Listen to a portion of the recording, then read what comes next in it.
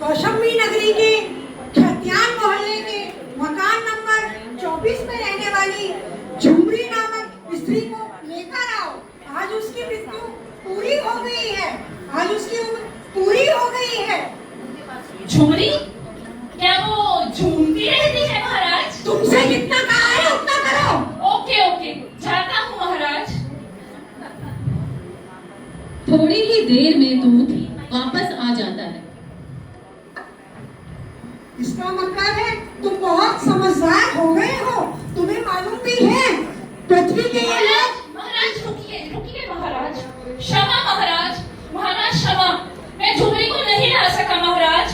महाराज उसकी हालत देखी मैंने, 3 छोटी छोटी गोद की बच्चियां। महाराज कैसे लाता, वो उसका पति भी नहीं है, वो ऐसे दीन अवस्था में पड़ी थी। महाराज उसको लाता तो कैसे उसकी बच्चियों का पालन हो पाता। क्षमा करें महाराज, क्षमा करें महाराज। आप चाहते आप ही ना ला पाते, क्षमा करना महाराज। इसका मतलब है तू बहुत समझदार हो गया है। तुझे पता भी है ये पृथ्वी के लोग एक सांस भी फालतू नहीं ले सकते हैं। इनकी उम्र फिक्स होती है। नहीं महाराज, मैं जानता हूँ, लेकिन महाराज उसकी हालत देखकर नहीं ला सकते। चलो अच्छा, मैं इसको तो मैं किसी और से बुलवा लूंगा, लेकिन तुमने जो पाप किया है वो तो तुम्हें भुगतना ही पड़ेगा। नहीं पृथ्वी पर महाराज। तुम्हें जाना ही पड़ेगा। जो पृथ्वी वाले लोग झेलते हैं वो तुम्हें भी झेलना ही पड़ेगा। महाराज क्षमा कीजिए महाराज, महाराज क्षमा कीजिए। मैं नहीं ला सका, लेकिन मुझे पृथ्वी से उस समय पहले को आया हूँ स्वर्ग में। पृथ्वी वहाँ पे तो दुख ही दुख है। महाराज मैं स्वर्ग में ही ठीक हूँ, महाराज क्षमा कीजिए।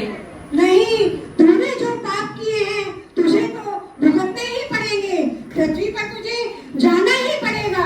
जो ये पृथ्वी के लोग दुख झेलते हैं तुझे भी झेलने ही पड़ेंगे। क्षमा कीजिए महाराज, क्षमा कीजिए। जैसे अच्छा, अब मैं तेरी सजा को कुछ कम कर देता हूँ। सच महाराज, सच महाराज, बताइए महाराज। अगर तू अपनी हंसी पर 3 बार हंस लेगा तो मैं तुझे पृथ्वी पर बुला लूंगा, ऊपर बुला लूंगा। क्योंकि दूसरों की हंसी पर तो अपना अहंकार हंसता है। लेकिन जब हम अपने ऊपर हंसते हैं तो हमारा अहंकार टूटता है। ठीक है महाराज, जैसा आप कहें। देवदूत दंड भोगने के लिए तैयार हो गया।